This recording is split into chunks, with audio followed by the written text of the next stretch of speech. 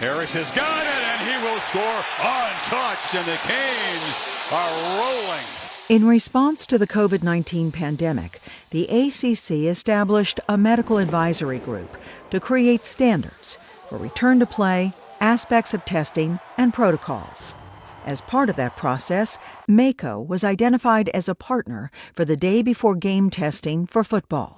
The number one priority was, how do you keep these athletes safe? Every process that we put together was to ensure for the school, the parents, the family, and the players that this was going to be a safe process and you could allow these teams to compete and they could do it safely. Deep ball, Harris, what a catch!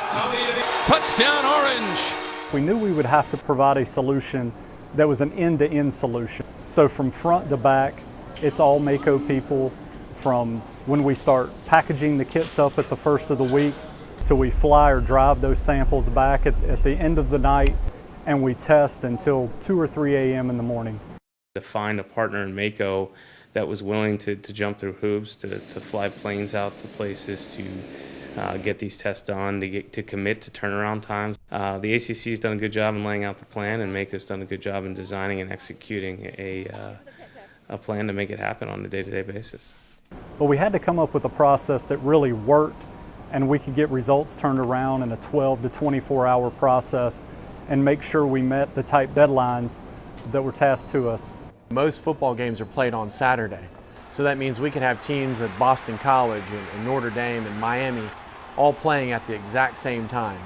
And with the requirement to test 24 hours before the game, it means that we have to be on site, collect and get those specimens back to the lab in order to result them so that they know whether they can play the next day. And headed toward the end zone for the Blue Devils, and all the way in. It's a difficult thing. It's not a lot of fun to have those swabs put up your nose, but it's been a great decision by our conference, and it's certainly made a difference in a very difficult time for us. The one thing we saw with the ACC is they've been consistent. And when you look at the positives versus the negatives, they've done a really, really good job of building a program that's consistent and keeping these players safe. Because when we look at the data and you compare it to what the ACC is able to do with these kids, they've done an excellent job. Demon Deacons continue to march downfield, and just inside the pylon, it's a touchdown.